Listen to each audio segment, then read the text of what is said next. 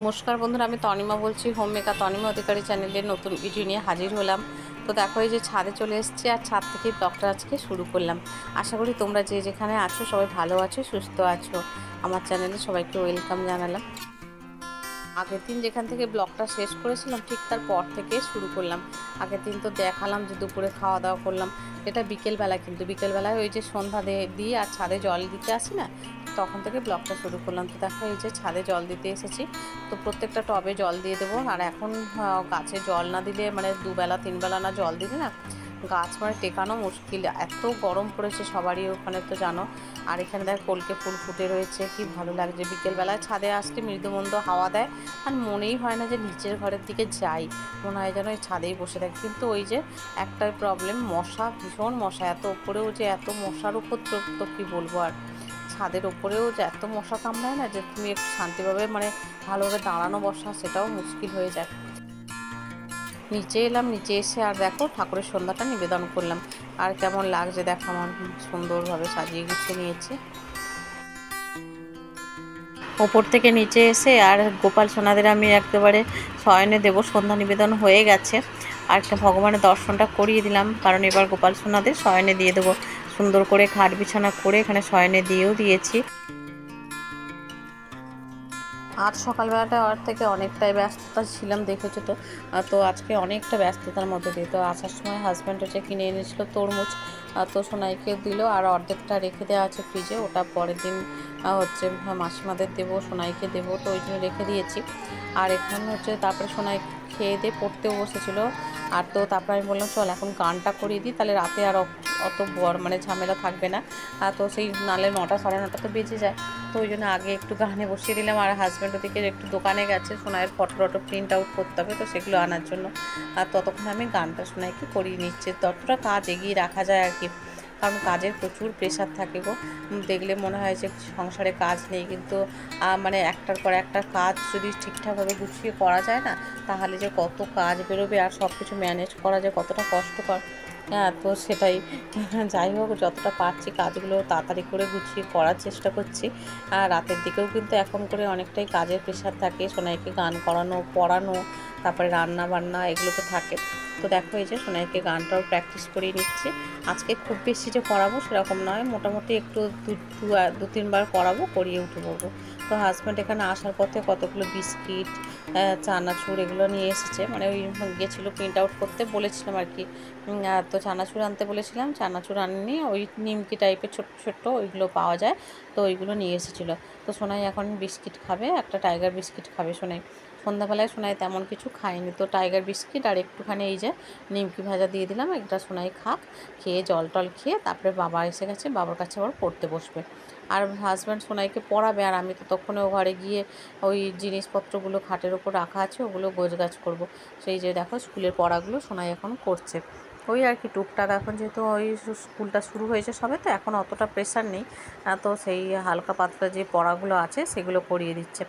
আর সন্ধ্যাবেলায় না আমি এখানে বসেছিলাম, সোনাই এখানে বসে থাকলে না আমরা কথা বলে ওর অসুবিধা হয়, তো ওই ঘরে চলে গেলাম। আর আজকে আর কোনো ভিডিও করিনি, প্রচণ্ড ঘুম পেয়েছে গো। তো ফিরে এলাম, পরের দিন সকালবেলায় সোনাইকে খাওয়াচ্ছি এই যে আলু আর বরবটির তরকারি, এই দিয়ে সোনাইকে সকালের মানে খাবারটা খাইয়ে দিচ্ছে। এখন 5টা 40 বাজে। এরপরে সোনাইকে স্কুলে নিয়ে যাব, রেডি করবো। দেখো স্কুলে যাবে তো।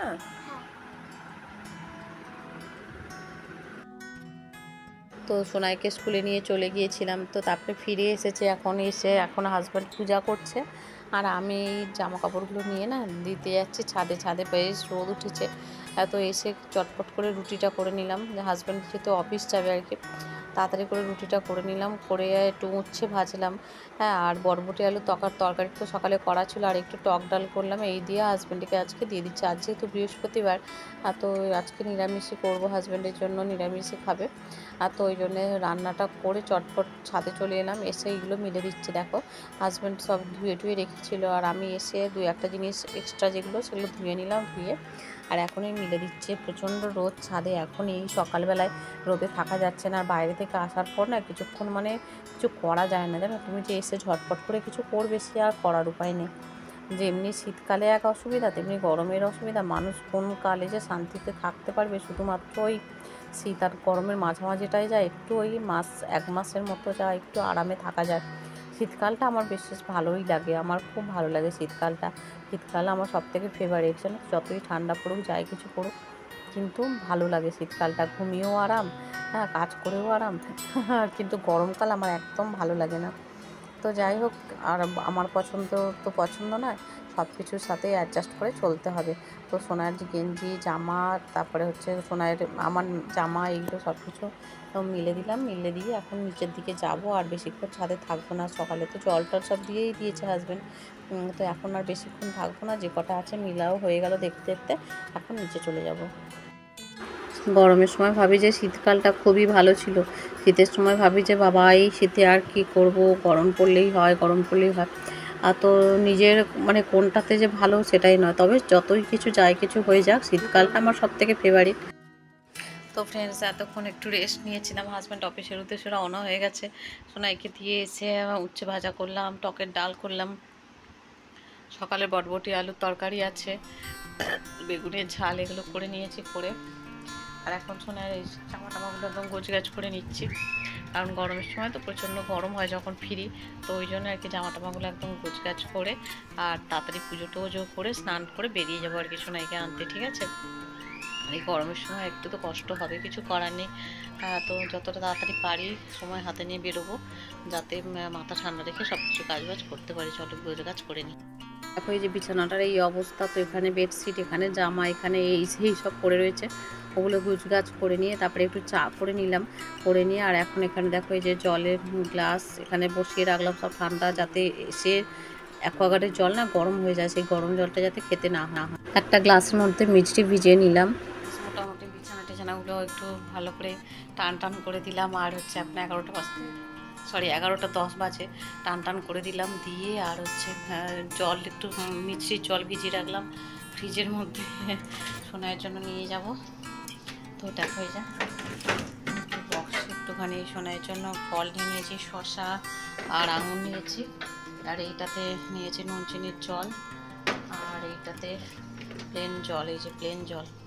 তো এগুলো হচ্ছে নিয়ে যাব, কারণ এই গরমের সময় তো প্রচণ্ড মানে কষ্ট হয় আর কি, মানে গরমের সময় তো জল জাতীয় জিনিস, একটু জুসি জাতীয় জিনিস নিয়ে যাব। মোটামুটি গোছানো হয়ে গেল, পাম্পটা চালাবো, ছাদের জামা কাপড়গুলো আনবো, এনে স্নান করতে ঢুকবো, ঠিক আছে, করে তারপর পূজা করবো।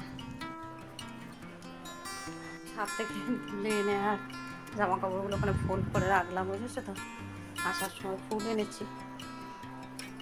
এখন হচ্ছে আমি ঠাকুরকে স্নান করিয়ে ফুল টুলগুলো দিয়ে সুন্দর করে পুজোটা করে নেব। চলো ফ্রেন্ডস, পূজাটা করে নিই। আর যেহেতু বৃহস্পতিবার, সুন্দর করে ঠাকুরকে সাজিয়ে গুছিয়ে নিলাম, কিছুটা কেনা ফুলও ছিল আর কিছুটা গাছের ফুল মিলেমিশে পূজাটা করে নিলাম আর ভগবানের দর্শন করিয়ে দিলাম। এবার ব্যাগটা গুছিয়ে নিচ্ছি, সব কিছু তো ফ্রিজে রেখেছিলাম, তো সেগুলো বের করে আবার ব্যাগে ভরছি।